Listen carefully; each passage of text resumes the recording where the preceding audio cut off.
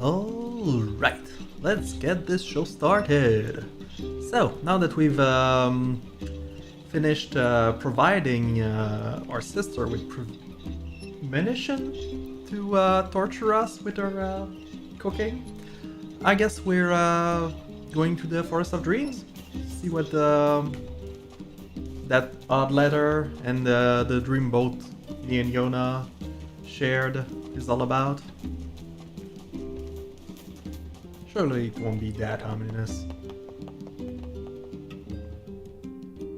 It's a forest. How bad can it be? Sheep hunting. There really is no task too immodest for you. Hey, it's harder than it sounds. They're really squirrely and they run away fast. So smite them with magic. Aha! What is it? Shades? No, you're right. If I use magic, I don't have to get close. Wait, Might I make figured that another out suggestion? like What? from Do the not very yell like a first time madman I every opened time you you. come to a realization. But yeah, whatever. I did say to one of the villagers that I'd get her some mutton chops or something. However, do I really want to do that is the question. I guess they're right there. I might as well do it.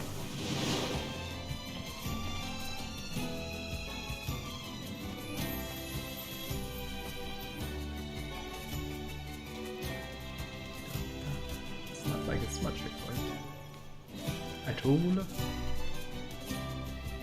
Well, besides the fact that they disappear quicker than I can loot them, but hey, I'll pass by here when I come back, right? So I guess I can just yeah, I'll keep going, and when I come back, I'll on some more. I think I saw something explode way over there. Oh, there's more sheep. Yeah.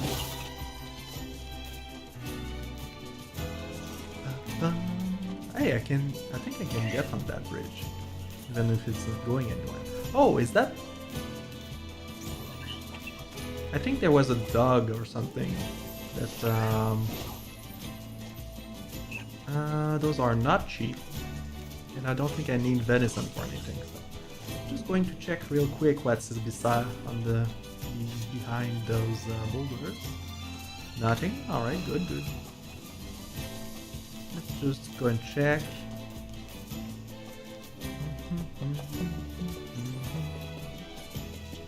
If there's any reason why I would want to go there. Well, there is a boat over there though. Maybe it goes to no, it was sand, right? Yeah. I'm really not sure why that boat is there in the first place, since it cannot go anywhere. Is it a fishing boat? No one's around it, and nobody would fish while there's shades. Well, I guess they did build a bridge, so maybe people do come, just never when I'm around.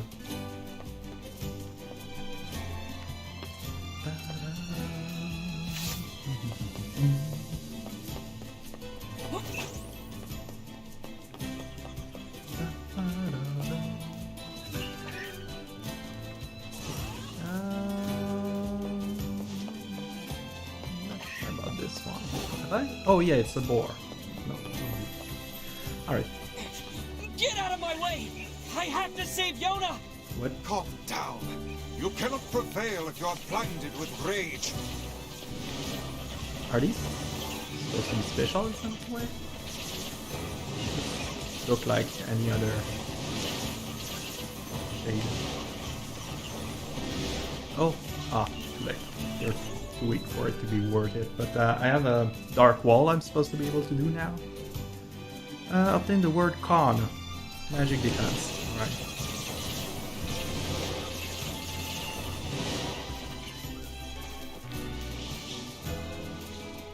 Oh well.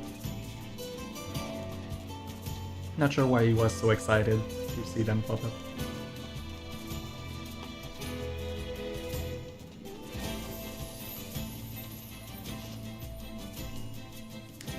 So,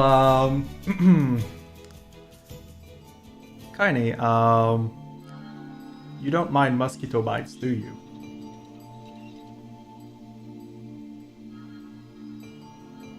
No?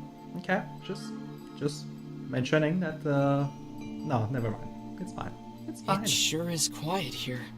Such silence bodes ill. There's trouble on the way. I'm certain of it. You know, a little optimism now and then wouldn't hurt, Vice. Such cheek.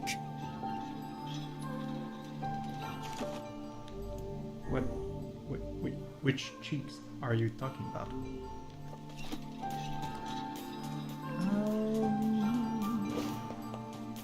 Well, we've got somebody over here. Hello. Beware. Beware the words. Could you elaborate a little? The words? What do you mean? Contagious words. Those who dream. Those who dream? Isn't that Hold a moment. most everyone? There's a strange new sensation in my mind. Like you remember something? It is not quizzical. What's going on? The villager's body shuddered as he slowly opened his eyes. Perhaps we should start by asking this man. Who are you? We heard something happened to this village, so we came to see if we could help. The mayor stared at David and Wise. This is the mayor? Like, which city are we talking about? If you Oh, could there's speak a to couple me, of houses. Alright. I must have caught you in my dream. What? In your dream? The mayor explained. In the past weeks, a mysterious disease called the Dead Dream had spread across the forest of myth. Those who caught it were cursed to fall asleep and live forever within the world of their own dreams. Sounds nice. The village mayor has determined the dead dream was spread from one person to another by spoken words, but before he could learn more, the disease took him as well. Why are those like... well, I guess not every line. Maybe it's something special about the dream village that makes it that some is under text. I don't know. Weiss stared at the mayor, his mouth twitching slightly. Now see here. Are you saying that we have been absorbed into your dream? Well, yes. I think you have. In other words, we've caught the death dream? Before the mayor could confirm David's suspicion, Weiss exploded with rage. Ridiculous. Preposterous. Completely unfathomable on every conceivable level. I don't even recall falling asleep. That's just how the death dream works. Do you even sleep? Though polite, the mayor was clearly trying to brush aside the book's remarks. My remarks are not to be brushed aside, fool. Wait, so I'm not the only one that can read the undertext. The mayor twisted his mouth into an embarrassed grimace, then quickly changed the subject to who David had seen and what they had discussed since coming to the village. Something there must have caused you to enter my dream.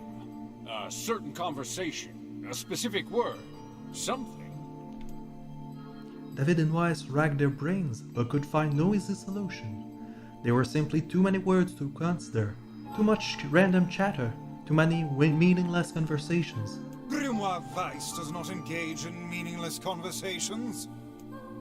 The mere suggestion that Weiss chose his word carelessly seemed to sting his pride. It does not seem to sting my pride, you bloated gasbag of a narrator. It has demolished it utterly. Irritated, Weiss looked skyward, as if searching for answers in the heavens. I was doing no such thing. Just leave me alone already. The anger created by his harsh words bled over to David like a contagion. Wait, said David suddenly. Did someone just say contagion? Yes, I believe so. What of it? Well, that villager told us to watch out for contagious words, right? The mayor leaned forward with renewed interest, pushing a startled Weiss aside in the process. He must have said something, right? Asked the mayor.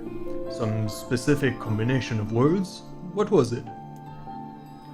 It was about dreaming, or something that dreams, or... Oh, what the hell was it? A sheep? Cried Weiss suddenly, blurting out the words that popped into his head.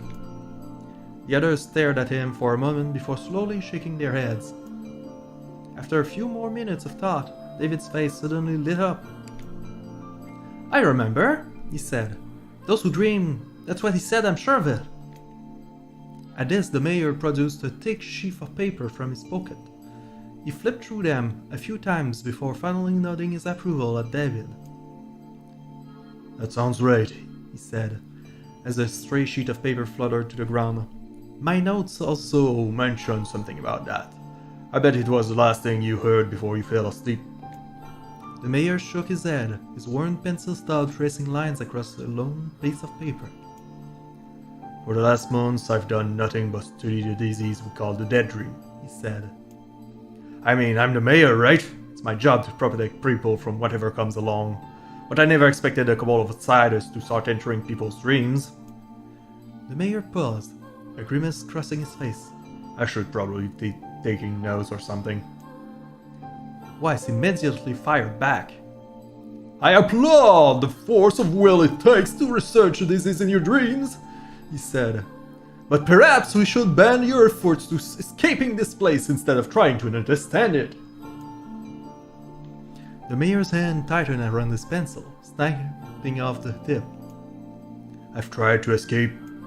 From the very first moment I realized I was locked inside my own dream, I've been looking for a way out, but I don't think it exists. I mean, this is my dream, right? If there was an extent I'd know about it. He paused for a moment, his unfocused eyes staring at nothing.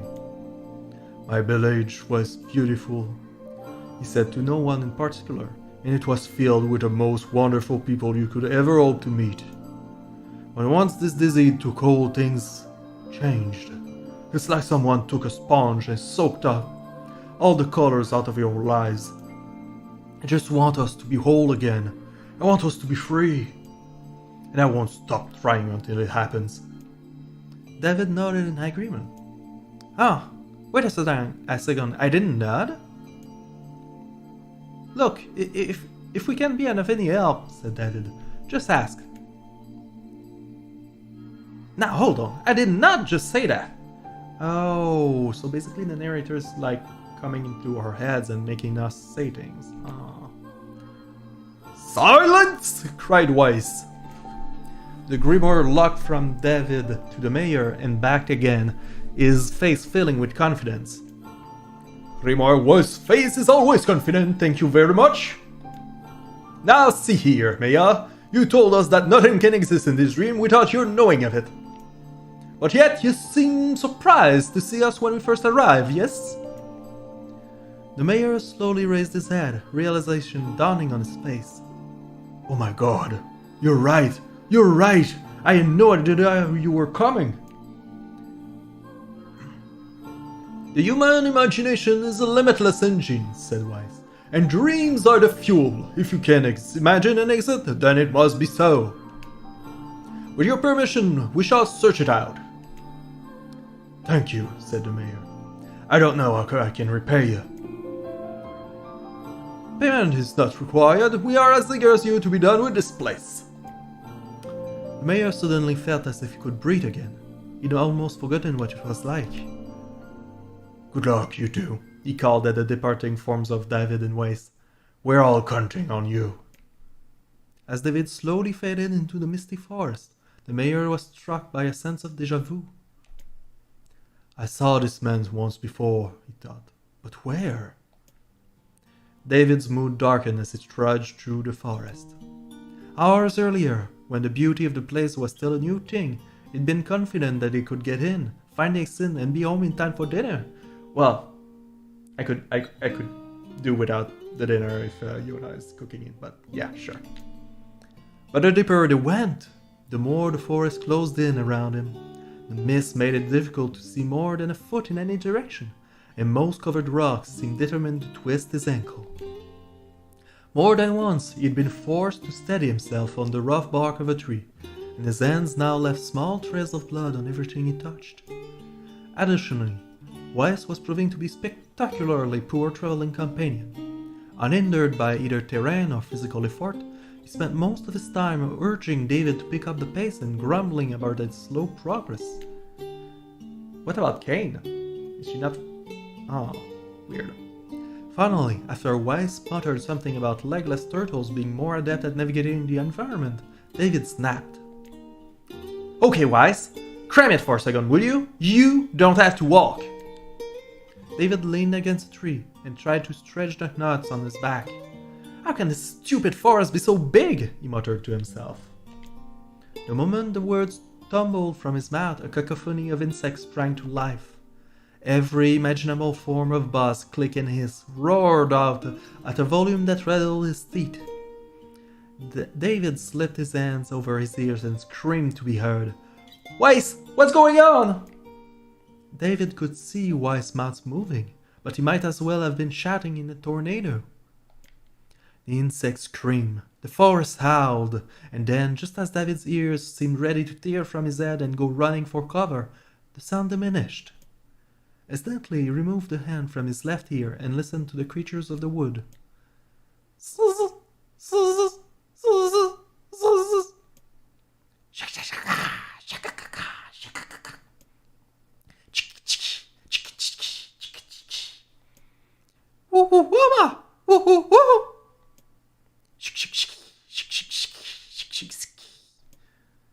As the insect symphony dimmed another decibel, Devin began to detect patterns in the sound. This isn't random, he thought. It's not just white noise, it's something else. The insects were just calling out. They were asking a question.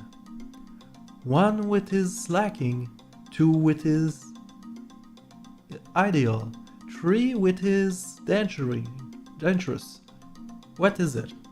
One with his lacking, two with his ideal, three with his dangerous. What is it? A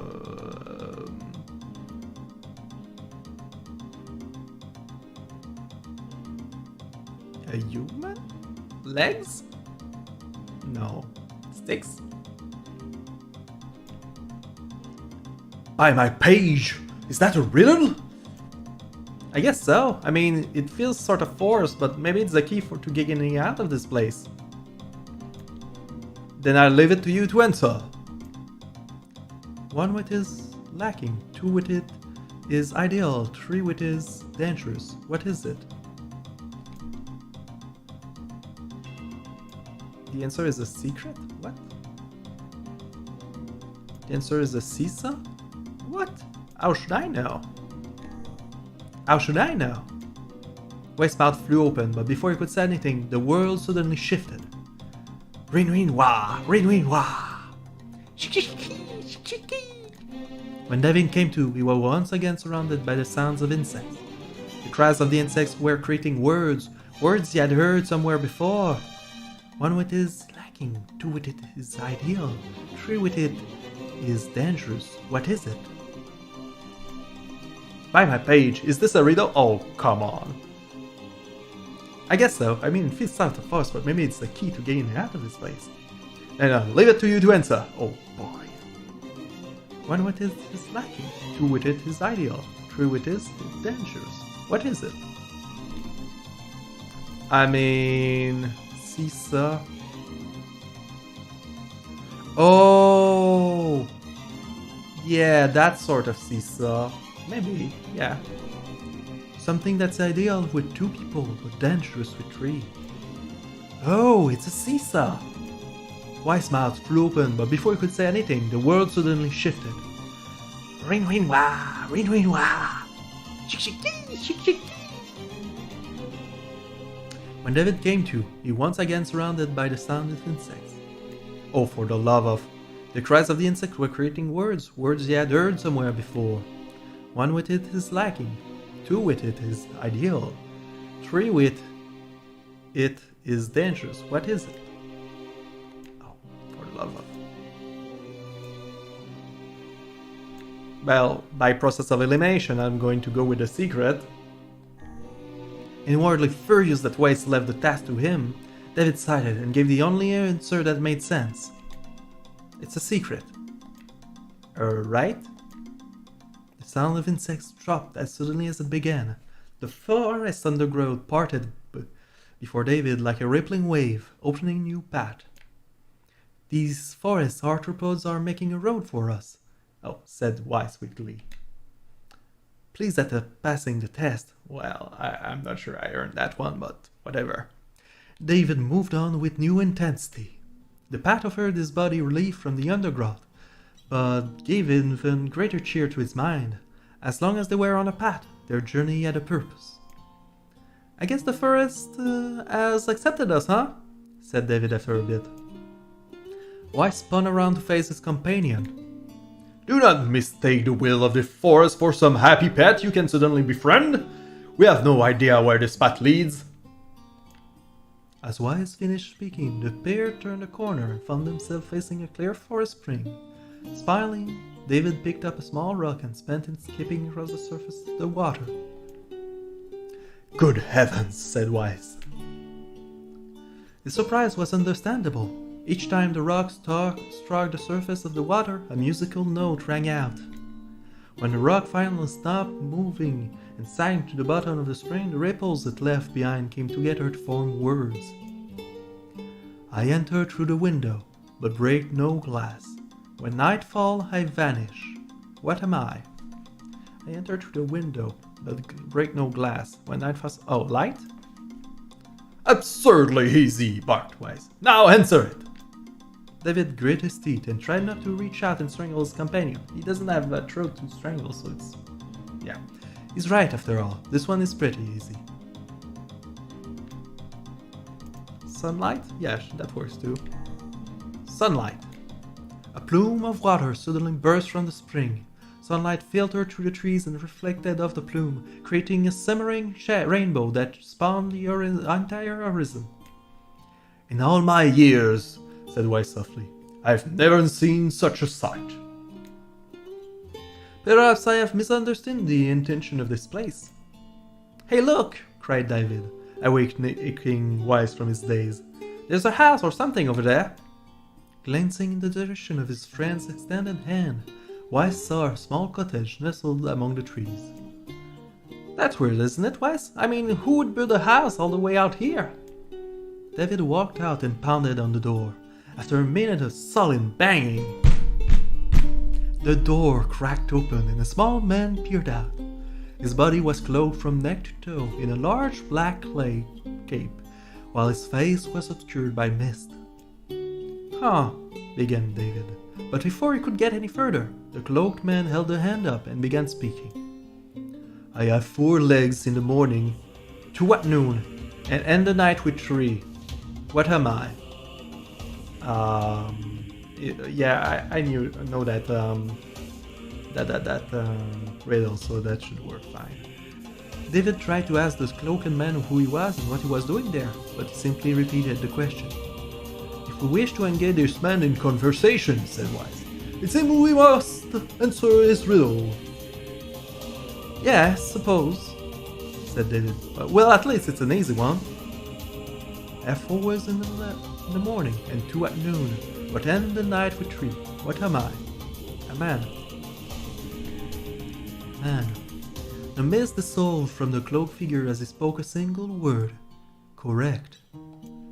With that, the man flung his garment aside, revealing his true identity. You're the mayor! Cried David. The small man slowly shook his head. I am not the mayor you know. Now listen to my words. Long ago I saw a version of you that was not yourself. Sorry? What's that mean? It will make sense in time. At present I simply congratulate you on cracking the seal of the dead dream. Now you must go to the person at the forest entrance. With that, the man turned on his heel and slammed the door behind him. As David watched, mist seeped up from the ground and enveloped the cottage, erasing it from existence. When David and Weiss returned to the forest entrance, they found the mayor leaning against a tree.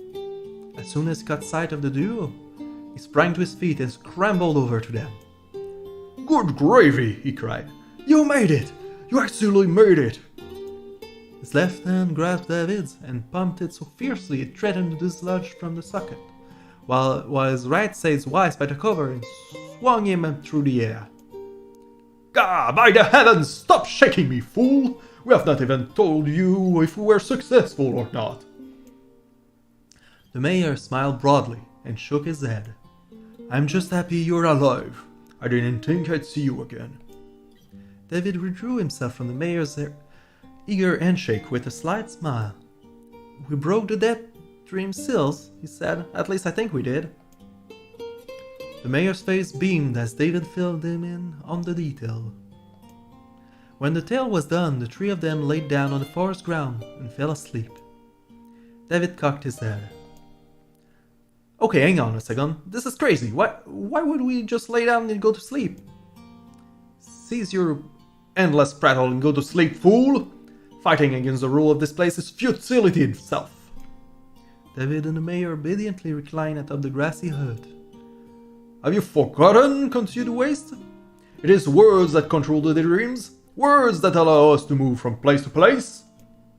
No matter how unnatural they seem, the words are absolute. Therefore, if the words tell us to sleep, then sleep we shall. And once we do, the story will continue. With that, the trio found their eyes growing heavy, their breath slowly. "This is the first time," began the mayor.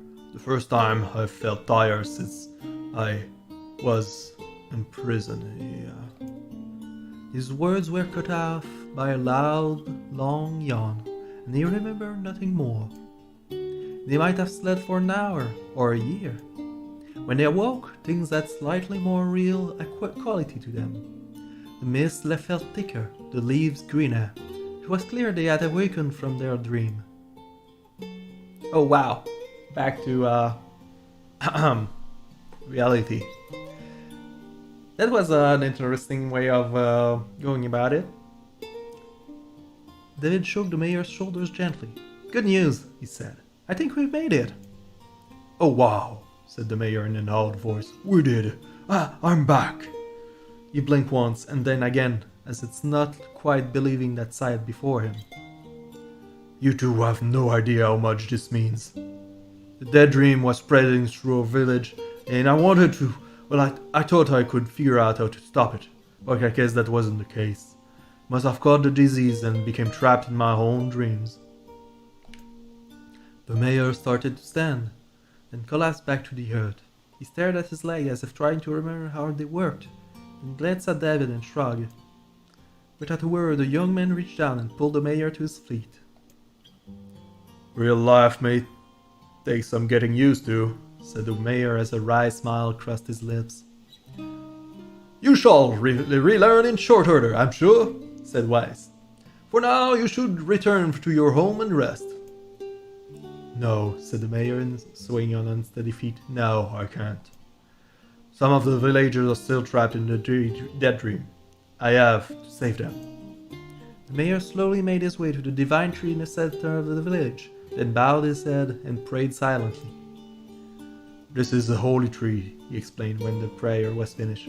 "It's the guardian of our village's history and memories. Superstition will only make our mission harder, muttered Race. We should not put our faith in the gods." The mayor shook his head. "Not the gods, the words. Legends say that our tree is home to a powerful magic known as the Silvers. Aha!" David and Weiss could not contain their surprise. It seemed the gold had been found in the most unexpected of places. "I say," muttered Weiss, "this is certainly a stroke of good luck." As the three of them said their goodbyes, David mentioned the strange man who had given them the third riddle and the mysterious words he had left behind. I once saw a version of you that was not yourself, muttered the mayor. What in the world does that mean?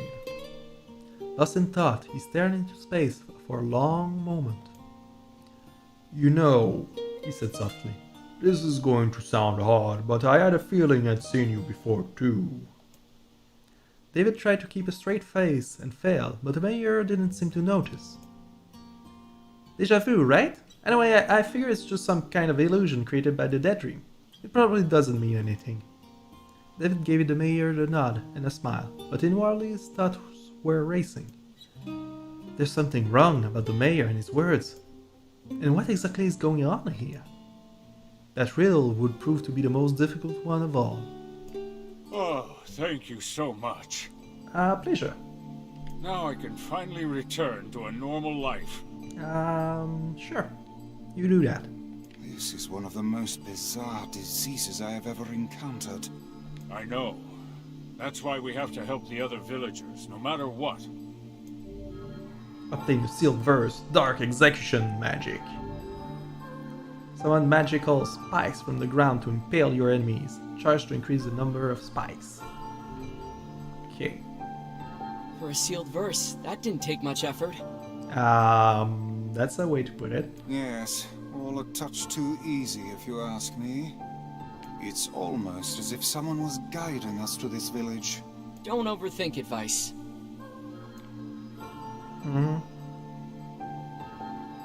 Anything else? Now I can finally return.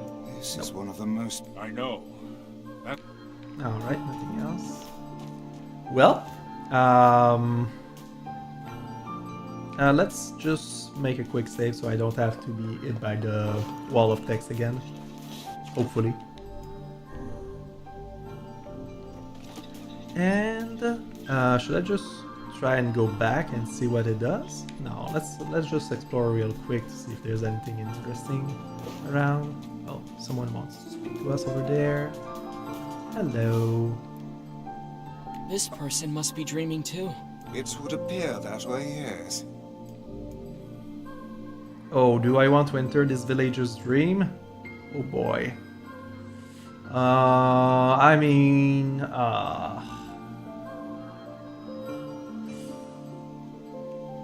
well, let's keep going and see if it's actually required or something, because I don't really actually feel like going into that villager's dream if the one from the mayor is anything to go by. So, yeah. I'll wait until I'm sure I actually need to. And another victim. This work certainly is trying. Although they might be merchant and have new stuff. Wow, this is a big village of 3. All right. It's just 2. I can deal with that. All right, let's start with you. This person must be dreaming too. It would appear... Let's enter this villager's dream. Can't say I'm very excited to go back there. That dream world sort of creeps me out. Perhaps you should spend less time complaining and more time getting on with the mission. Yeah. I breathe air scented with death and resist the urge to laugh, for I know it will sound like the words of a madman. How long have I been in the fresh hell?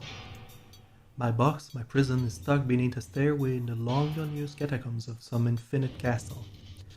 Outside, I hear the sounds of a funeral dirge that plays without end. Light has no place here. Wind is a forgotten friend. I pray for that to come, but he forsakes me.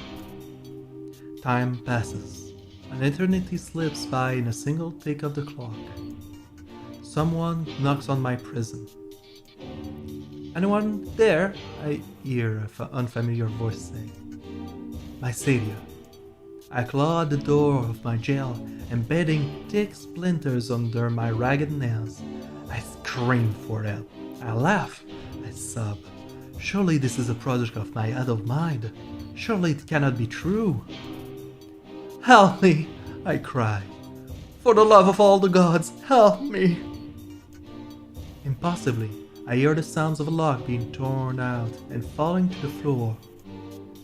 As the door slowly creaks open, I have just enough time to see a silver-haired boy and a floating book before the light pours inside. My eyes, accustomed to blackness, explode with pain, and I am forced to turn away. "Who are you?" I ask, shaking hands covering my face. "How have you come to this place?" "I am Grimoire Voice. This is David. How long we've been searching for you?" "Now come, stand. We shall awaken from this nightmare together."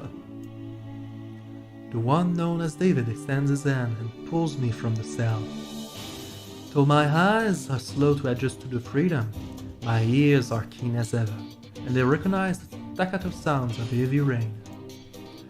"I never thought to hear that again," I whisper. "Would this were not such a terrible storm," said Grimoire Weiss. "Look at your feet." I force my eyes open and see water pooling around my ankles and lapping at my shins. There's so much of it. "Yes, and more comes each moment we delay. If we do not make good on our escape, we shall all drown in this castle. We know you are weak, but you are our only hope of survive this place. Time that long-forgotten friend made itself known again. Oh, I nodded my head and swore to save my rescuers, no matter the cost. The castle catacombs are a maze, twisting upon themselves like the endless entrails of a giant. I squint down the dim corridor and proceed north.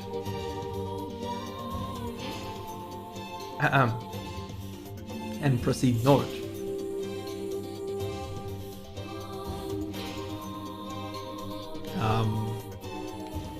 Oh wow, okay. At the end of the corridor, I find a row of 20 gorgeous canopied beds resting atop a carpet of velvet. All are covered in a thick layer of dust and cobwebs. Searching for the door to the next room, I come upon a shapeless mass of grey matter. It has been shoved against the side of the wall, and despite my favor, I think I see the outlines of a door just beyond.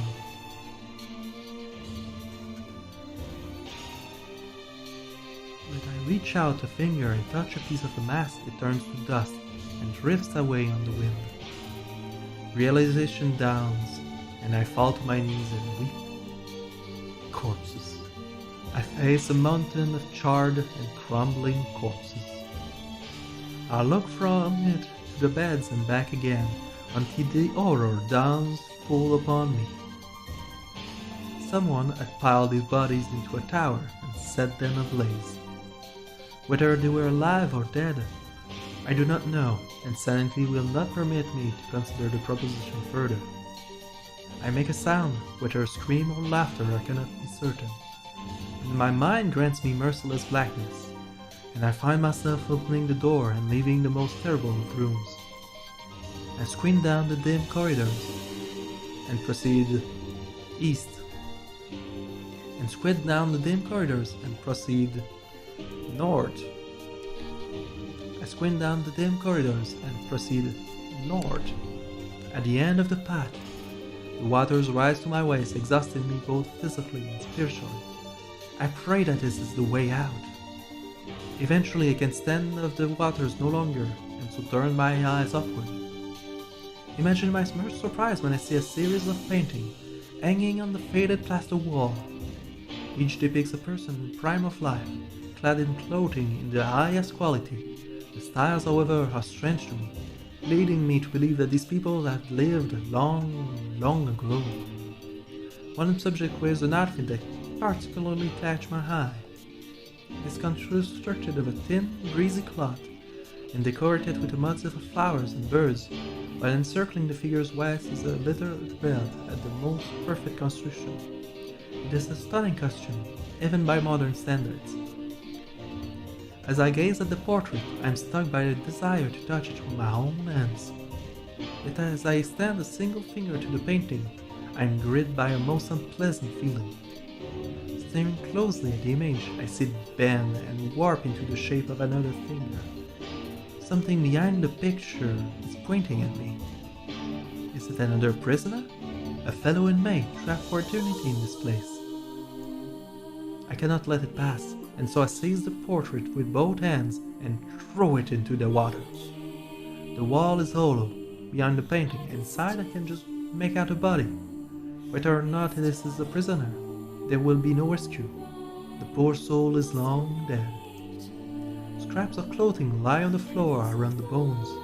Only a small amount of the fabric has survived, but it features the same delicate design that were depicted in the portrait.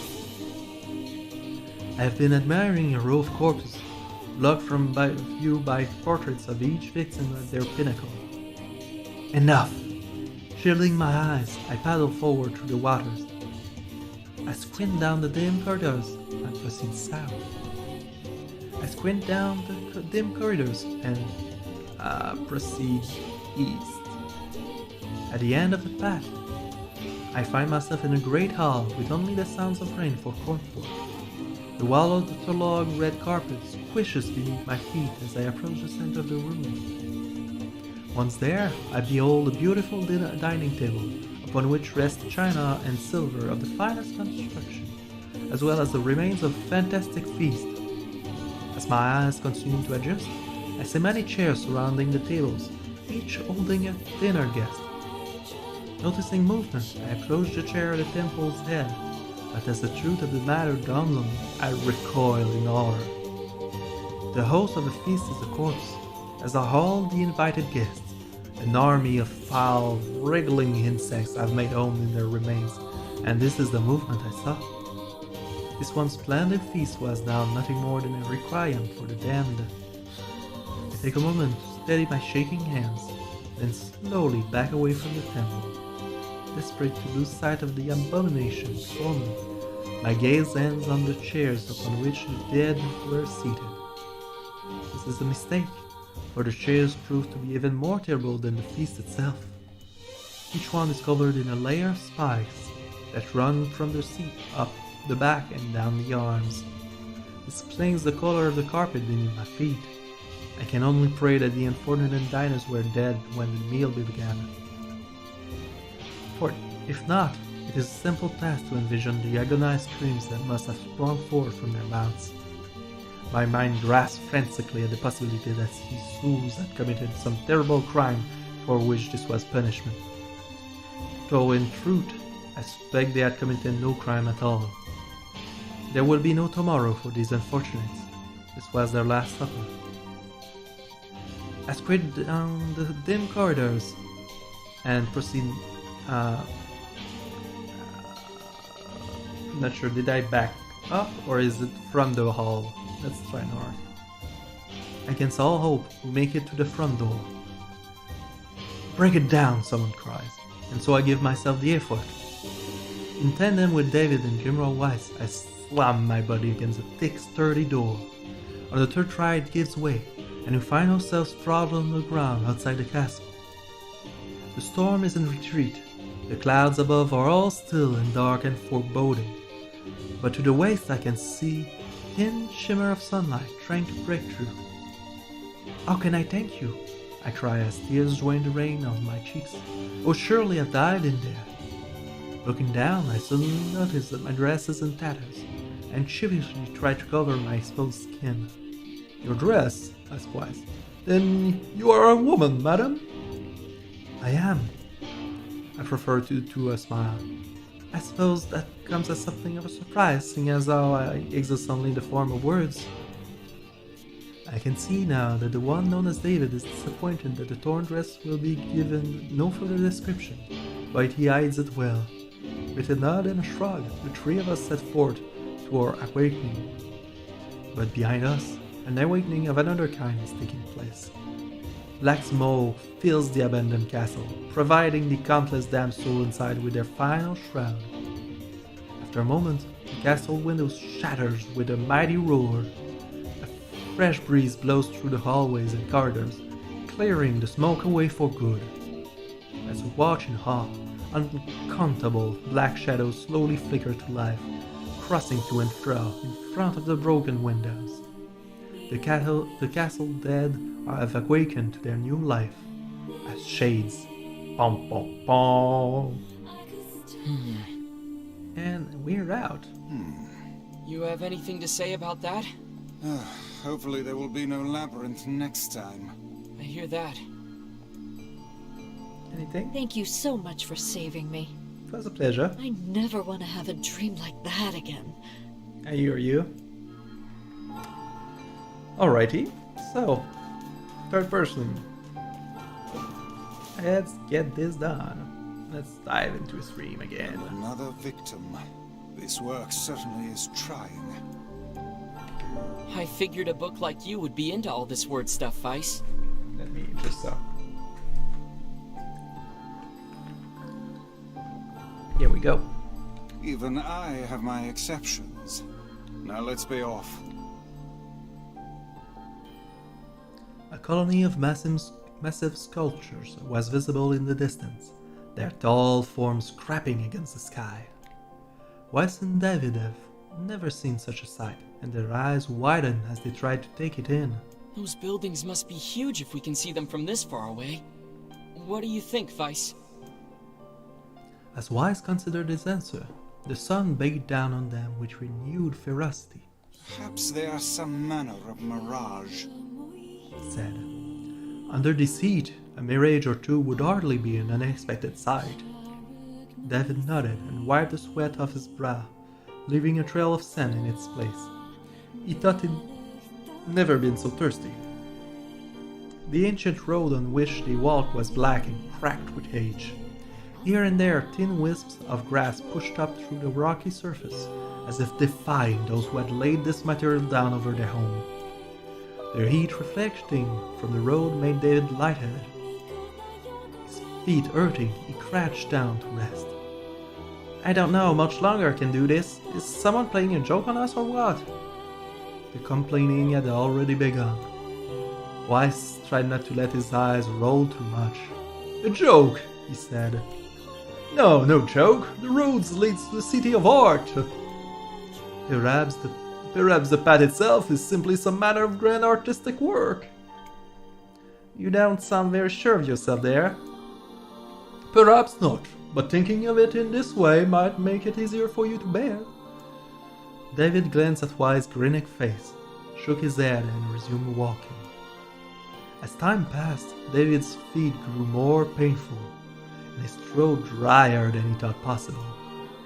He tried not to look further from the next step ahead, because the bright sunlight made him hesitant to trust his own senses.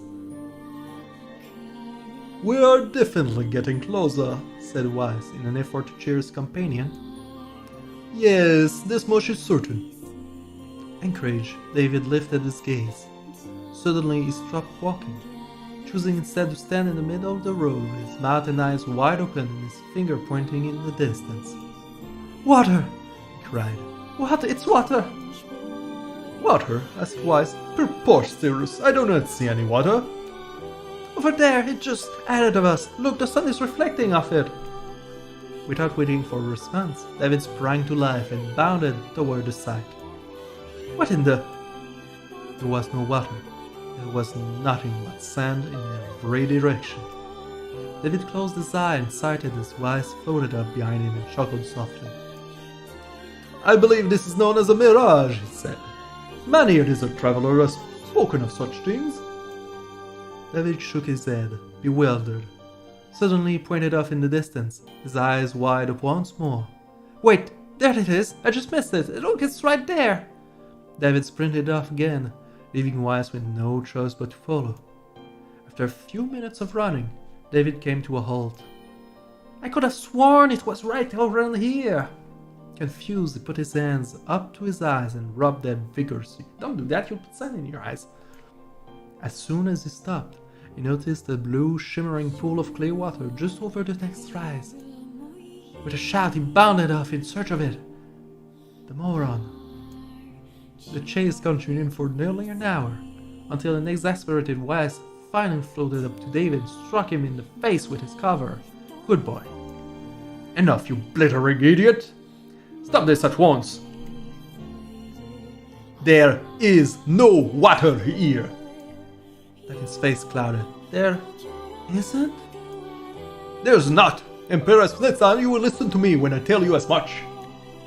Wise paused for a moment, then continued speaking in a slightly kinder tone. However, I suppose this mad chase was not altogether wasted. It seems we have arrived in the city of art. David looked up. Stretched out before him was a row of impossibly tall sculptures. Their journey was at an end.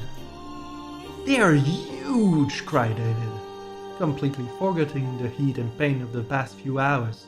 I've never seen anything so big. Each sculpture was formed from roughly the same shape, a tall rectangle that stretched up toward the sky, but it is where the similarities ended.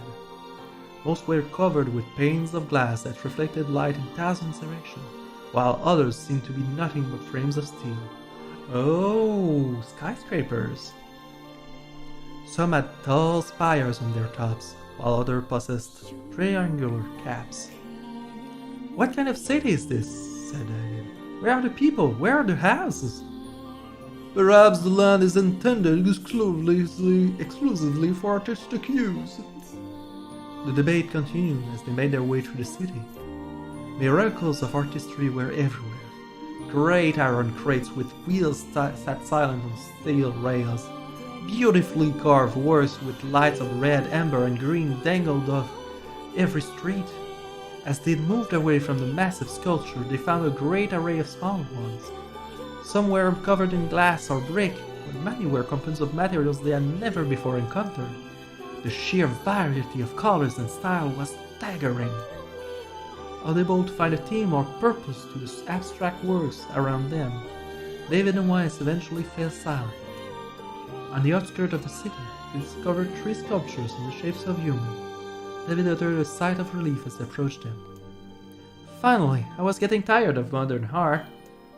The 3 statues were indistinguishable except for a single word chiseled into their right arms. One read Alpha, one read Beta, and the final one read Gamma. As David moved to touch the nearest statue, a bird flew from the top of one of the sculptures. Alighting on the statue's shoulder, it emitted a brief, beautiful song that took the form of words. Only one form is real. The others are false. The real form will always speak the truth. The false ones will only speak lies. With that, the bird departed. As if on cue, the 3 statues shuddered to life, acquiring color and form as they began to breathe. Hey, look at that, said David. They're alive. The triplets bowed low before David. Please, said Alpha. You have to get me out of this nightmare. I'm real. Stop lying, said Beta. He turned to David and threw his hands in the air. Alpha's a fake, you know, I'm the real one. Uh-huh. What a load of crap, said Gamma. Beta's fake, everyone knows I'm the only real one around here. A respective please given, the 3 statues returned to their frozen state and as silence once again enveloped the city. When he considered all of the statesmen, only one of them could be the real thing, said Wise. David furrowed his eyebrows and considered his answer. Only one form is real, the others are false. The real form will always speak the truth. The false one will only speak lies. Oh, I can't normally for that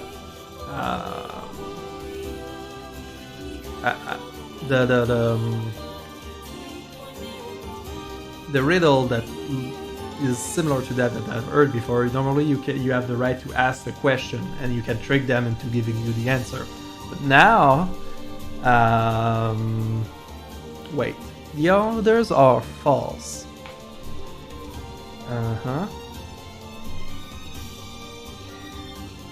Okay.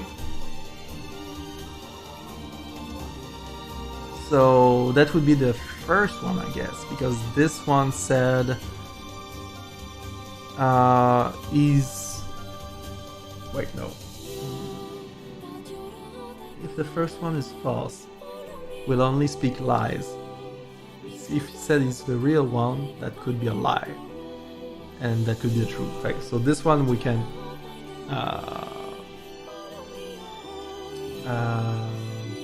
cut him out. The real one is Beta. This one, he kind of said that Alpha was a false one, and that he was the right one. So, given that statement, he could be the right one, and then he can only speak lies. If he can only speak lies, no. If he's the real one, he'd say the truth. So he'd say that this one is false, so that would work. But if he's a false one, he'll only say lies. So he'd be lying if he said that Alpha was and he was the right one. And then, yeah, that actually doesn't help at all, does it? And the real one is Gamma. Nobody said that this one was not the right one, though. And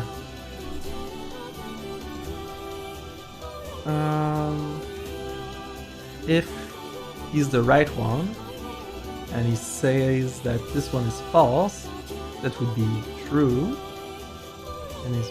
But if he's false, and he says that this one is false, it would be the true. It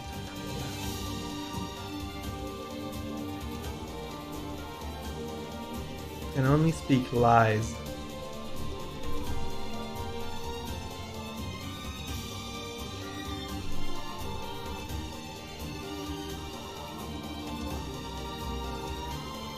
If he's a false one, the real one is Gamma. He'd lie, but that doesn't remove the possibility of him being the real one at all. And those two are false ones. They could still be false one because this one would say that and this one would say that this is crap. False, so that would still hold true.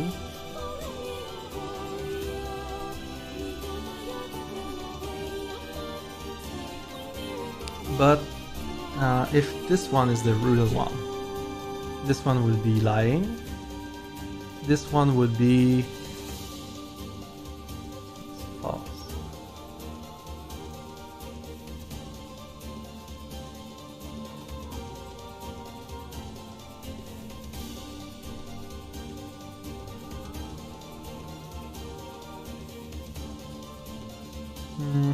The real one is... If the real one is this one, he'd be false. He'd say... Yeah, basically it doesn't help at all, no matter how I put it. So let's go with the Gamma one, I guess, for now. The real one is Gamma. The eyes of the statue shone with an eerie light. The light grew stronger and stronger until David and Weiss were forced to turn away. It would seem Yeah, we'd best act more careful. this... Yeah, I'm just going Another to victim. I figured a it book... real quick, Even I guess. It's just that it, yeah. Those Maybe I'm buildings not must be seeing huge it, if we can see them from this... But What? basically, with the hints we're given, Perhaps there are some...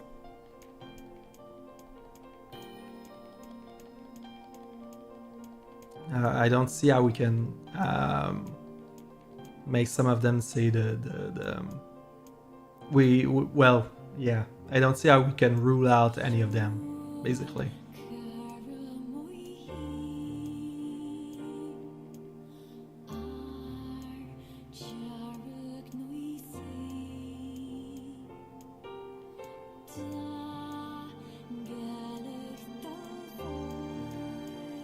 Alright.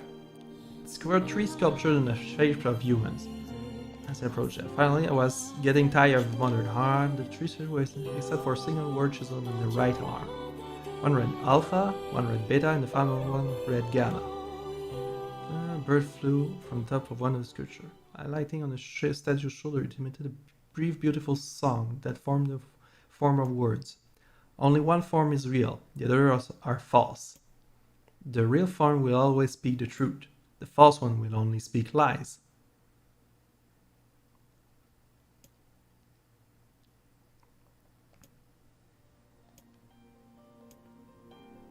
Yeah.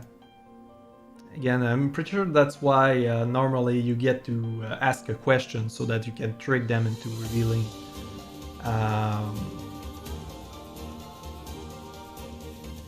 Oh wait, no, Alpha says you have to get me out of this nightmare. I'm real. No, that's pretty much the... Well, I don't have... Yeah. Stop lying. Alpha's a fake, you know. I'm the real one. Wait.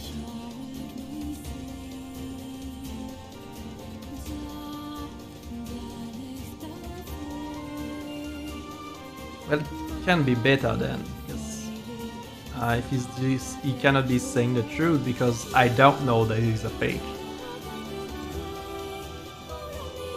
What a load of crap. Beta is a fake. Everyone knows I'm the only real. Oh, so that's how you know. Everyone knows it's a lie. I don't know, so it would be Alpha. Should have just gone with the first answer that came to my mind, I guess. Unless I'm mistaken and it's the middle one. But at least I'll have tried to figure it out.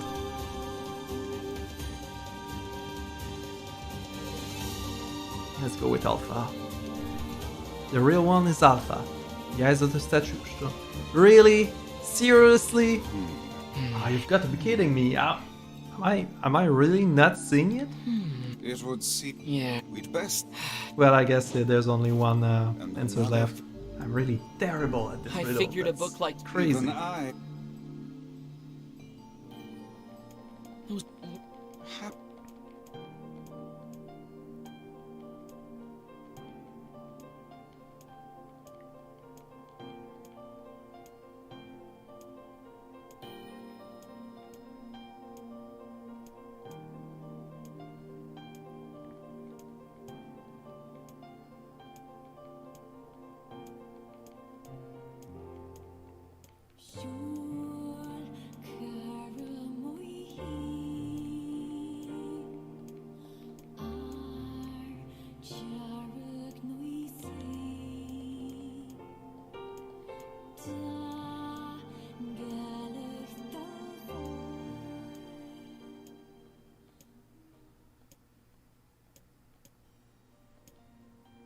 I honestly can't figure out why Beta would be the right one. He's saying the truth.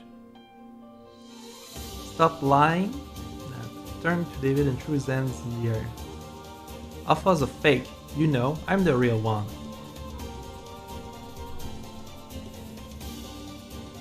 Was not? Could only say lies.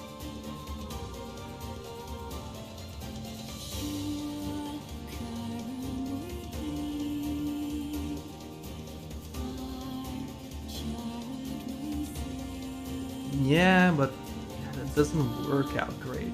If it was false, we know for sure that Alpha was the true, because he would have been lying. He would have been lying. But we have already tried Alpha, so yeah, I'm not sure how we're supposed to figure it out.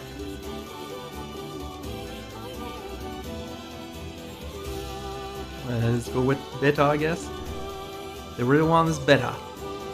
Though David's voice betrayed a notable lack of confidence, he was relieved to see Weiss nodding at him. If Alpha were telling the truth, began Weiss, in the dry tones of the lecturers, Beta and Gamma would be fakes. Yeah? But in that case, Gamma's claim that Beta is a fake would be the truth. Oh. Even though Gamma is a liar. Therefore that theory crumbles. Oh, okay, okay. So Alpha, we can rule out Alpha, I guess. Now let us presume that Gamma spoke the truth. That makes Alpha and Beta liars. In this situation over, Beta is calling Alpha a liar, which would leave us with two statues telling the truth.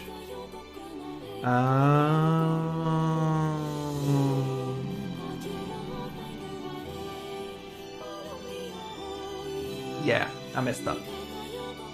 Finally, let us... yeah, thanks Wise for explaining it to me, I was really getting curious about that. Finally, let us assume that Beta is telling the truth. If so, Alpha and Gamma's lie, that would make sense. Therefore, Beta must be real. As Wise finishes explaining, Alpha and Gamma crumble soundlessly into dust, while Beta sprang to life once more.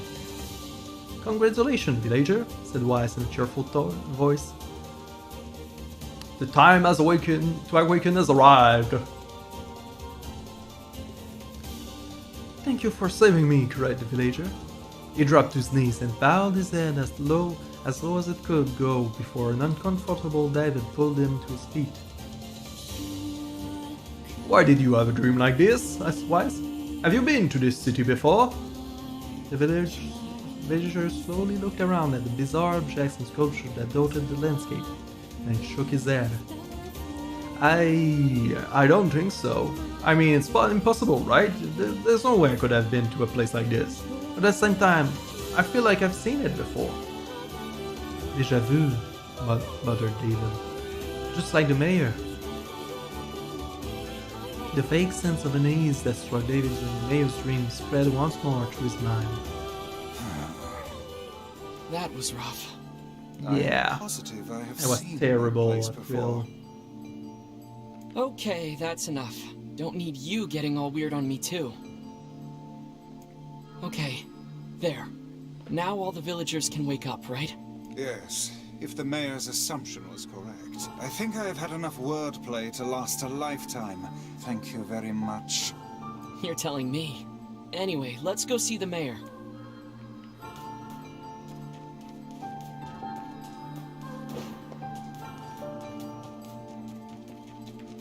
Oh, how wonderful. Thank you so much. Here, I have something for you. Obtain the one-handed sword Fate. Oh, this looks valuable. I can really have it?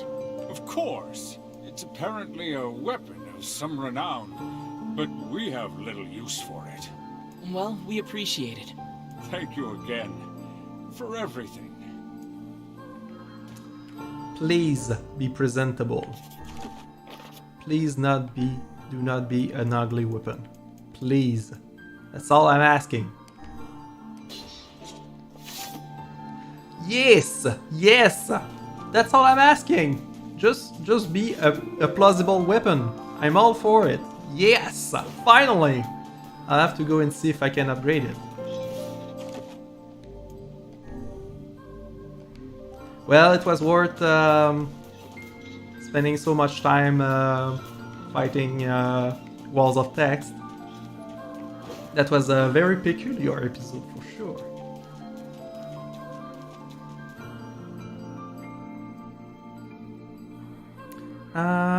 Where was it again? So how was the village?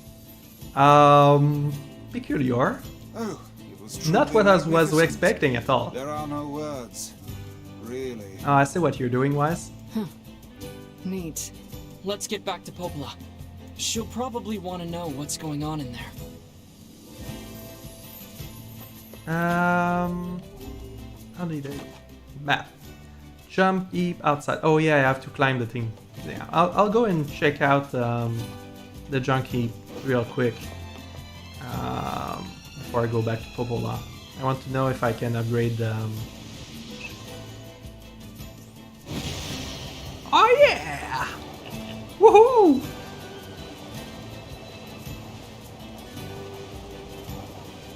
Oops, nope, that was not the right one. Ah! Sorry, bud.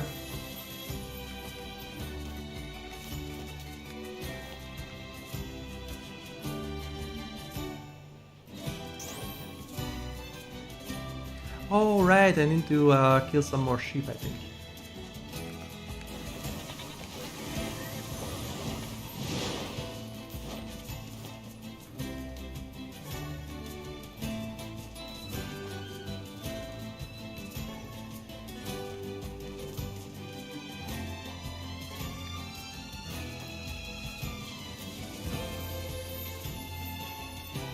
I might have enough this time.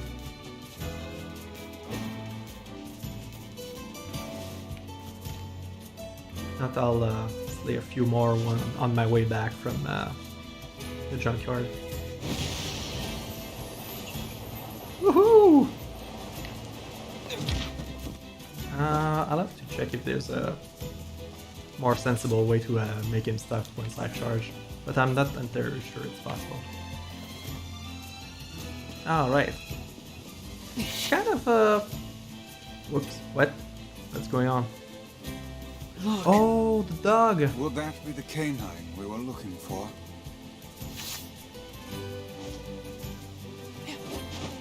Oh. Well, I guess I can't fall down the stairs, huh?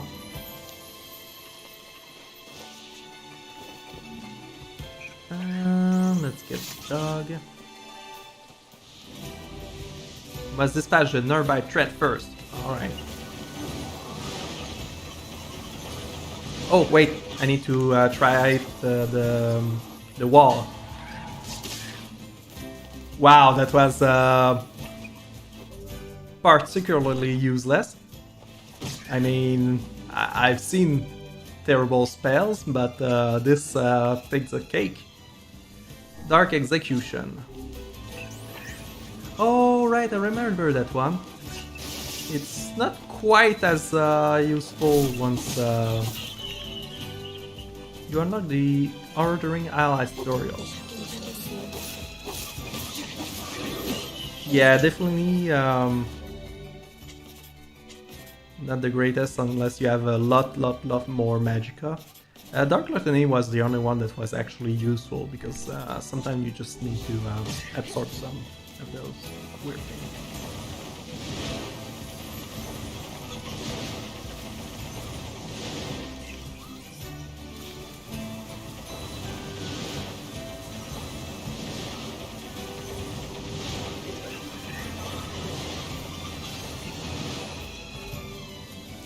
In the word Vara.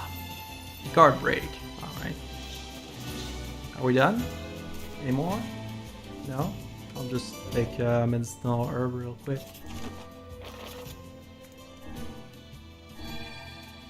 Here we go.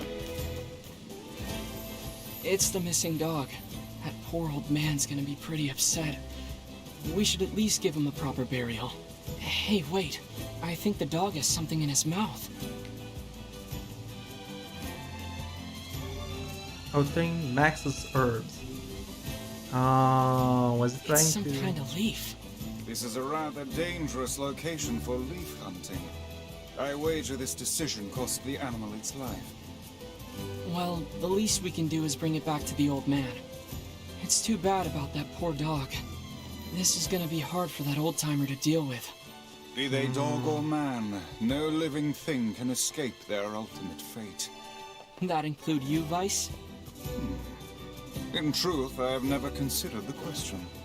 I suppose at some point in time I may simply wink out of existence. Well, that sounds horrible. Say, Yeah? see here, lad. If I ever find myself departing this world, Quit being morbid, Vice. Besides, you can't die. You're made of paper. one can always hope, I suppose. I hate to break it to you, but paper is not the greatest material for longevity. Although, apparently, this book is magical in nature and can withstand the ages. That being said, yeah, he's definitely living longer than I do. Unless that vision from 1400 years ago was real, and somehow we're time traveler. That doesn't mean I'll live longer, though. Yeah. We'll have to see. Alright, blacksmith.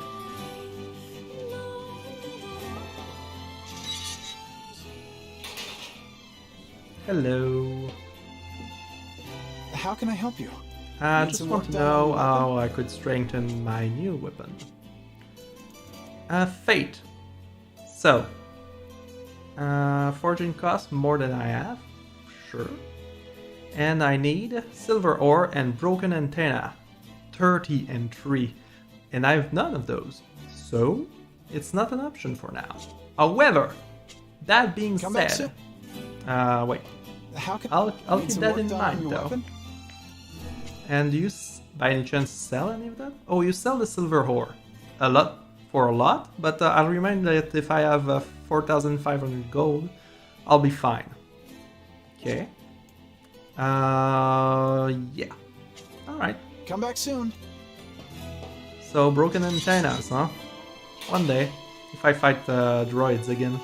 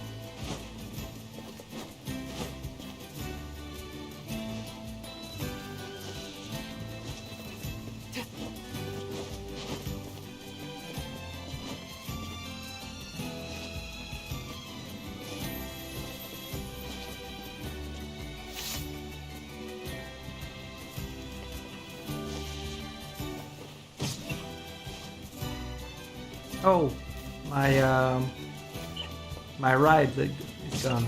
Okay, you're annoying.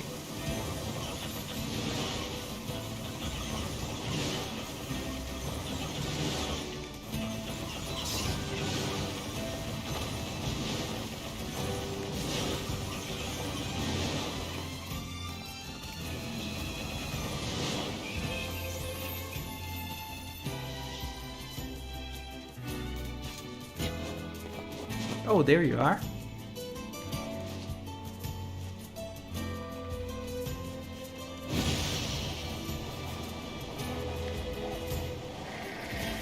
Ah, okay, so I just have to dismount. Alright, so, killing sheep. Oh, weird. Alright. Yeah, I'll definitely have enough if I'm around. Alright, they can definitely stop me from getting those.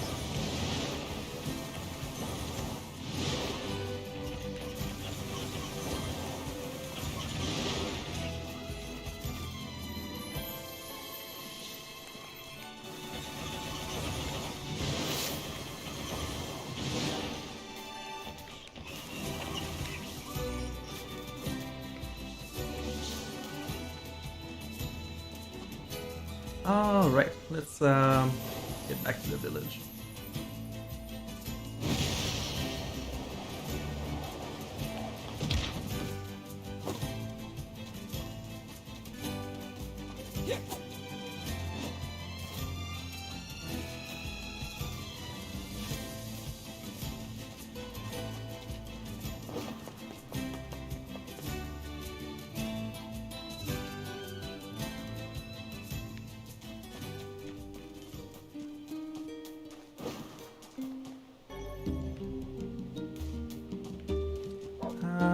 Who was missing this dog? Not him. What about you? There's no better sight. No. Oh, maybe this guy? Nope. The chickens in this village like... No. Hmm.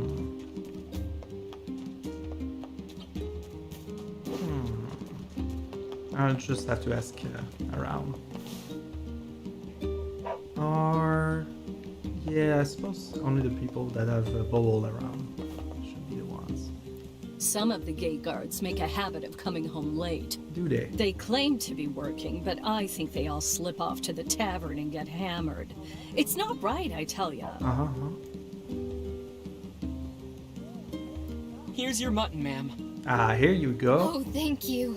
I swear these children of mine just love their mutton. If you ever find any more, I'll be happy to buy it. Oh. Okay. So basically you're just someone who buys mutton, if I have some. Good to know. You're looking for chicken eggs? I saw one hidden. That really doesn't... That's not what I had in mind.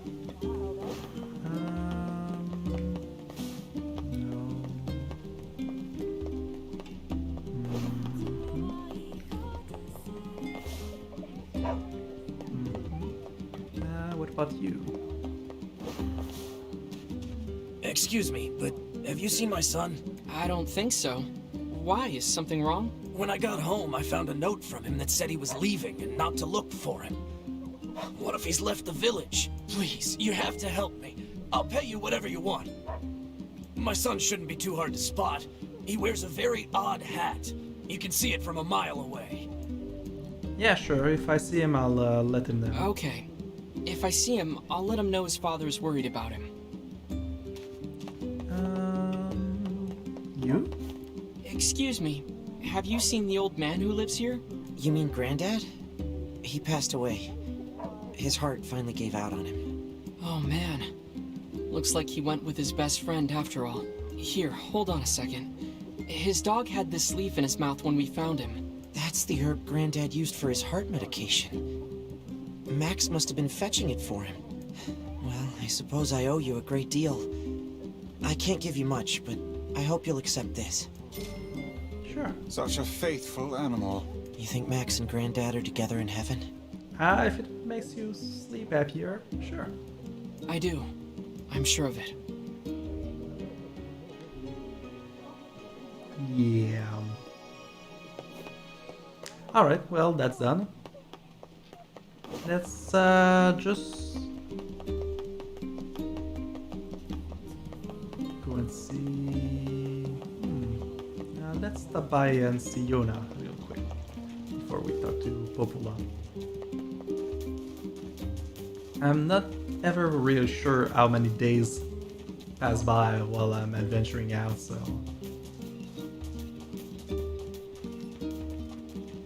Oh right, I planted something around here. Hi.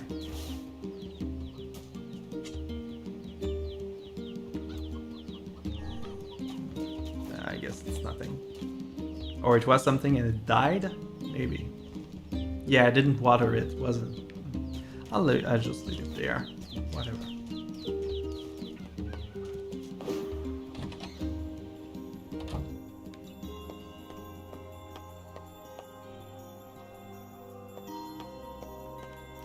We should play a game together sometime too. Alright, so you're still in the same mood as last time I saw you. That's good. We're in good mood, so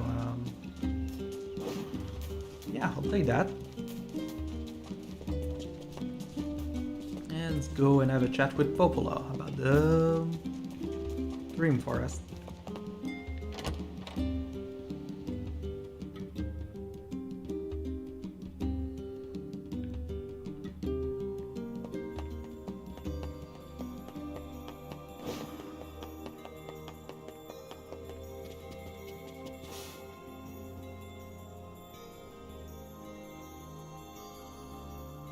The death dream certainly is a strange illness.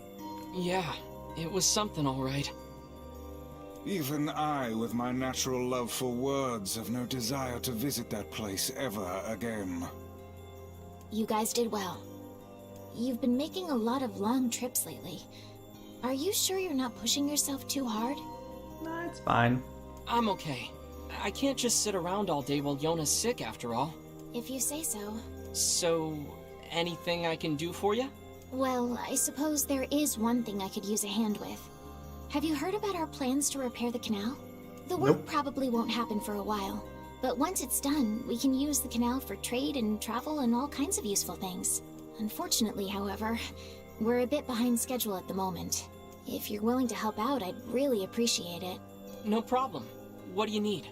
Great. So, the man I originally asked to help on this project hasn't shown up for work in a few days. I'm starting to get a little worried. So, maybe you can head over to Seafront and check up on him? Sure. I'll mark the location of his house on your map. He always carries a red bag over his shoulder, so he should be easy enough to find. Got it. Alright, that works.